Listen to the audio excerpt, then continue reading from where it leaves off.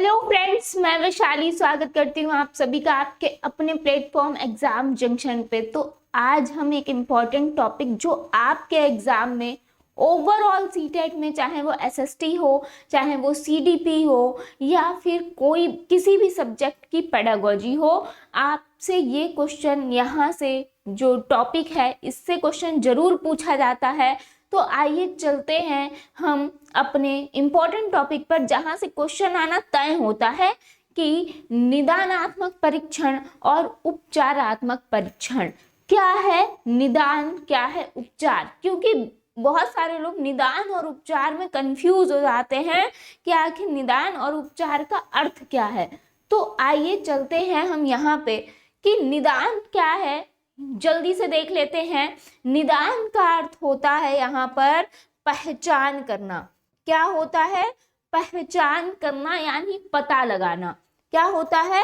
पहचान करना या फिर पता लगाना। किस चीज का पता?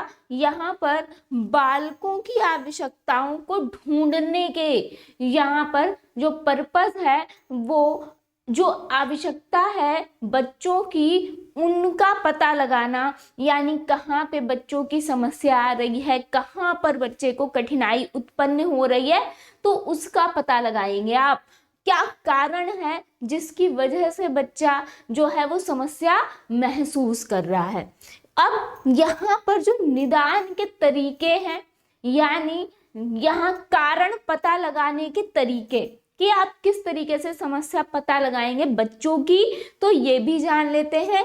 जैसे कि लिखित परीक्षा, साथ ही साथ मौखिक परीक्षा, साथ ही साथ वस्तुनिष्ठ परीक्षा, और यहाँ पर साक्षात्कार द्वारा आप जो है यहाँ पर पता लगा सकते हैं कि आखिर बच्चे को क्या तकलीफ है, क्या परेशानी है।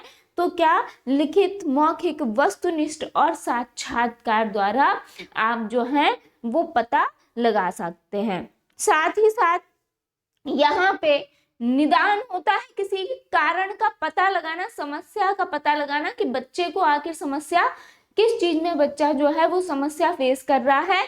साथ ही साथ जब हम बात करते हैं उपचार की,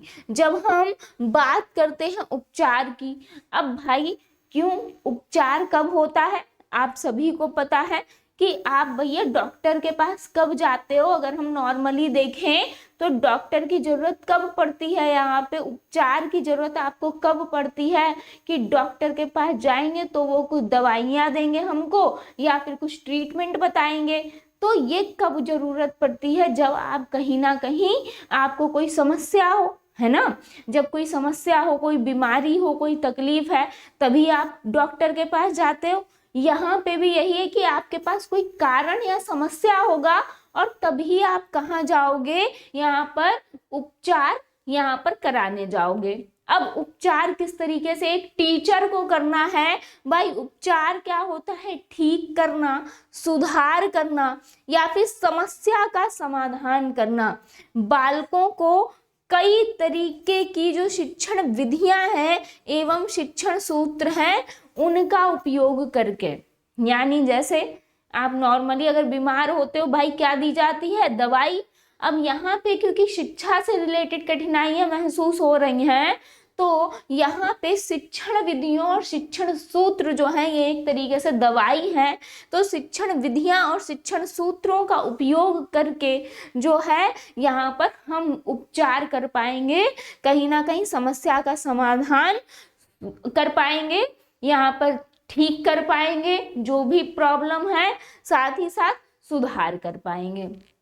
तो ये तो था आपका उपचार।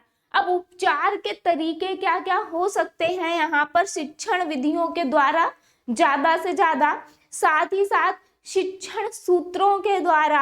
यहाँ पर जो आपके शिक्षण सूत्र दिए गए हैं, शिक्षण विधियां दी गई हैं, ज्ञात से अज्ञात की ओर, मूर्त से अमूर्त की ओर, है ना, ये सब आपको हम शिक्षण विधियां जो है कवर करा चुके हैं।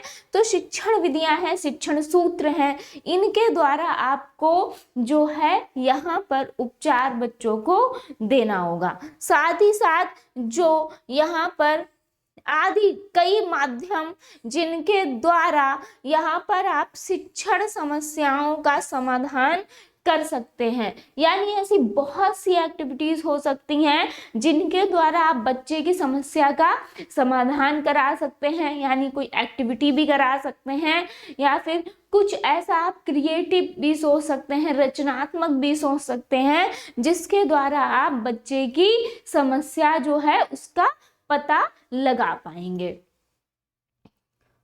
अब देखिए यहाँ पे जैसे उदाहरण है ना, उदाहरण जैसा कि हमने अभी कुछ आपको दिया है, यहाँ पर उदाहरण देख लीजिए कि pathology plus doctor plus medical treatment, यानी समस्या की पहचान यहाँ पर पैथोलॉजी करेगी। समस्या की पहचान आप कहाँ कराते हो? पैथोलॉजी में टेस्ट कराते हो, समस्या की पहचान भाई पता लगती है।